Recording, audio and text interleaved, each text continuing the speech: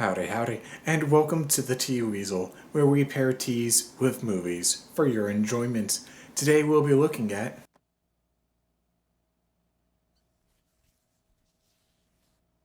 See, this is good right here. This is natural. No, you're allowed to blink. It's just eye contact. That's right, you guessed it.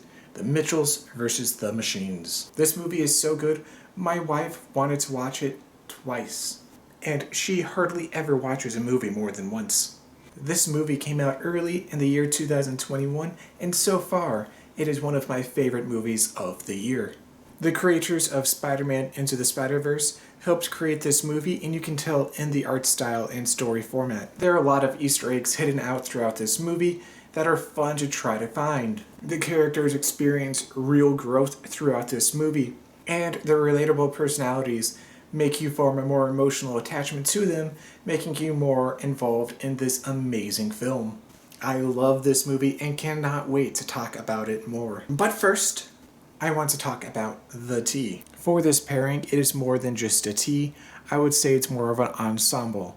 Each member of the Mitchell household has part of it which they represent. The first part I want to mention is the one I struggled with the most.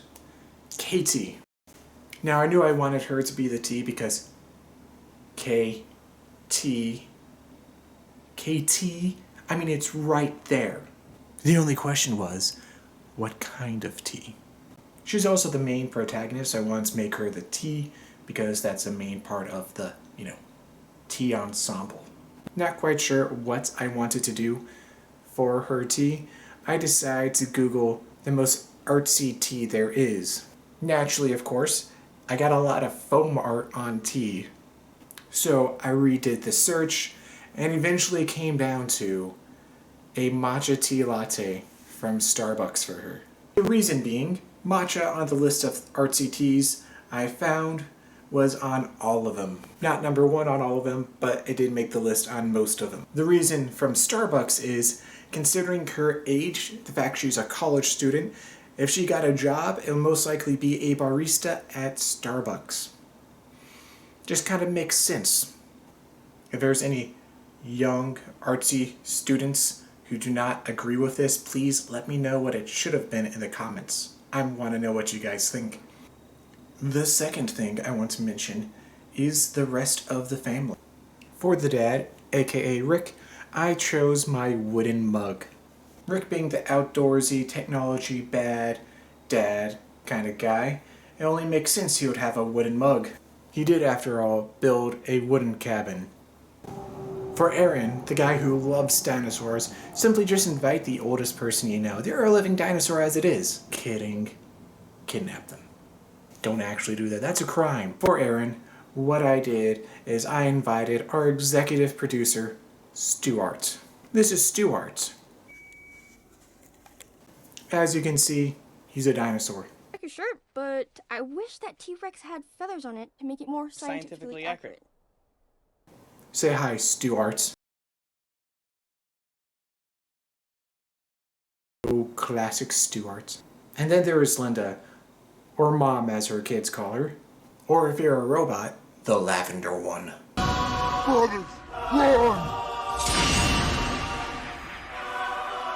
I have made the metal ones pay for their crimes. Mom's scary now. Lavender One has found us! We must retreat! For her, what you want to do is take a photo of it all and post it on the Instas to show those posies who's really the boss here. Make sure it is a spoiler-proof filter because I'm about to talk about this movie. The Mitchells vs. the Machines follows the story of the Mitchells versus the Machines. The main protagonist is Katie, a young girl on her way to college to become a filmmaker. The first at-home movie she created was named Dial B for Burger. Hello, Katie! In reference to an Alfred Hitchcock movie, Dial M for Murder. The night before she's about to fly out, her dad cancels her flight so they can take a road trip to her new college as a family. Shenanigans happen along their way, and then they run into a dino shop in a state called Kansas. a place I've never been and never will be. He's lying. He's from there. Well, in Kansas, the robot apocalypse happens because, it's versus the machines. The Mitchells are able to avoid capture out of sheer blind luck, and from there make 2 robot companions which completely stole the show. Their names are... Yes, my human guy name is Eric. My name is also Eric. No, I mean Deborah. Bought 5,000. Idiot. And I love these 2 characters. They are hysterical. Using a cliché kill code, the Mitchells head towards a mall trying to upload it, which by uploading it would stop foolish human airlines from launching all of humanity into is the black void of distant space. But we also have free Wi-Fi. Oh, that's pretty good. While uploading it, the main PAL sends out a signal to all the smart things with a chip in it to attack the Mitchells. And the Furbies attack, which give me the heebie-jeebies. Just look at these things. How could they not give you the heebie-jeebies? No, hate's a strong word. No, hate's correct. During the Furby attack, the Wi-Fi router gets destroyed, so they have to go to the main hub to upload the kill code. They disguise themselves as robots and inevitably get captured because makeshift tension in the 3rd act. They get separated and the parents get captured. But using all of their weirdness and a dog. Is that a dog? Pig. Dog. Pig. Dog. Pig. Dog. Loaf of bread. System error. They are able to unite and defeat the robot apocalypse. This is an oversimplification of the movie. I left out a lot of good parts and funny things in it, so in case you haven't seen it, you can watch it and still have some fun surprises in it. What made this movie really stand out to me was the art style. Similar to Spider-Man Into the Spider-Verse, it's very unique.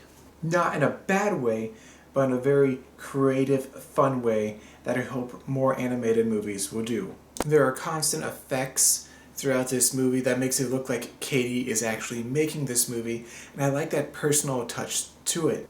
It also helps break up some of the seriousness of a movie at times and make it more lighthearted and funny. All 7 of the main protagonists actually do have some sort of development throughout the movie. Linda and Aaron's are a bit weaker, I'll admit. Linda becomes scary and learns to accept her family as they are, and Eric learns to talk to a girl he likes. Again, not the best ones, but still pretty good. This movie is phenomenal. It is 1 hour and 53 minutes full of fun, great animation, and lots of hidden little details and Easter eggs throughout this movie. It makes the perfect date night, or family movie night movie. And this tea ensemble I have created pairs perfectly for this movie. Anyways, there is no link in the description because it's on Netflix. And until next tea time, watch a movie and have a relaxing cup of tea.